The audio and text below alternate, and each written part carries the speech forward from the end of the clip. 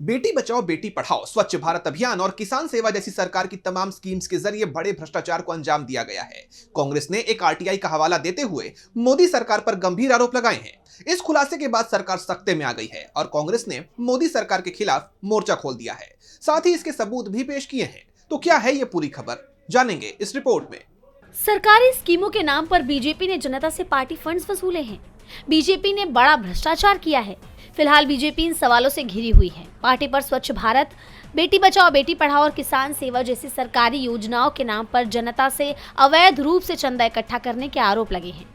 एक आरटीआई के जरिए पता चला है कि बीजेपी को इन योजनाओं के लिए चंदा जुटाने की कोई भी परमिशन न तो केंद्र सरकार के किसी मंत्रालय से थी, न ही पीएमओ से। दवायर में छपी एक रिपोर्ट के मुताबिक इन स्कीमों के तहत बीजेपी को डोनेशन लेने की किसी भी तरह की कोई परमिशन नहीं है। यहाँ तक कि पार्टी के नमो ऐप और NarendraModi.in पोर्टल पर आज भी जो अपने डोनेशन में पेज पर इन सरकारी योजनाओं में योगदान करने का ऑप्शन खुला हुआ है। चूंकि पार्टी को ऐसी कोई भी परमिशन नहीं है, इसीलिए इसे अवैध करार दिया गया है।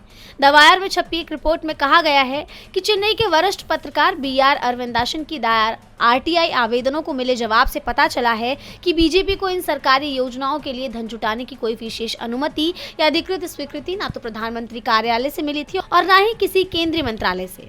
इस रिपोर्ट ने सियासी गलियारों में हड़कंप मचा दिया है। इस खुलासे के बाद कांग्रेस ने बीजेपी को आड़े हाथों लिया है और सीधे पीएम मोदी पर सवालों की बौछार कर दी है। पार्टी ने सोशल मीडिया प्लेटफॉर्म एक्स पर लिखा, बीजेपी ने साल 2021 में भारत सरकार की स्कीमों के नाम पर चंदा जुटाया। इस फ्रॉड में भारत सरकार की बेटी बचाओ बेटी पढ़ाओ, किसान सेवा, स्वच्छ भारत जैसी योजनाओं के नाम पर लोगों से पैसे की उगाही की गई। ये साफ तौर से भ्रष्टाचार है, जहां एक राजनीतिक पार्टी भारत सरकार के नाम पर अपनी तिजोरी भर रही है। खास बात है कि डोनेशन ड्राइव को खुद नरेंद्र मोदी ने आगे बढ़ाया।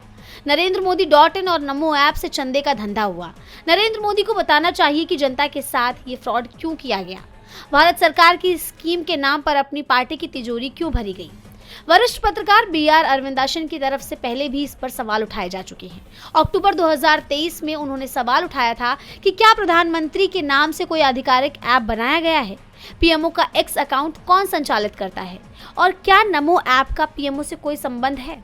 और इन सवालों पर पीएमओ की तरफ से चौंकाने वाले जवाब दिए गए।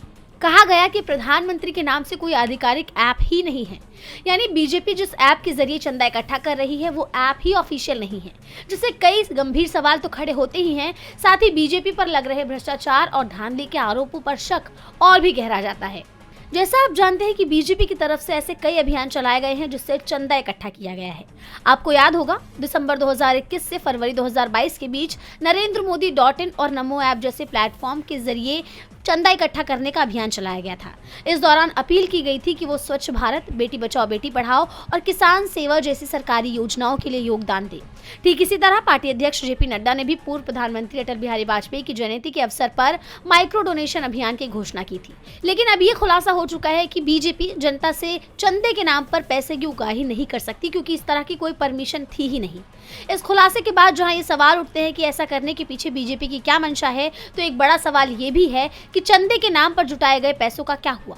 पार्टी ने इन्हें कहां खर्च किया? क्या ये पैसे किसी भी तरह के वेलफेयर प्रोग्राम में इस्तेमाल हुए? अगर हाँ, तो क्या इसका जवाब मोदी या बीजेपी के आला कमान की तरफ से दिया जाएगा? गौरतलब है कि संसद का शीतकालीन सत्र जारी है, जहां कई मुद्दों पर चर्चा हो रही है।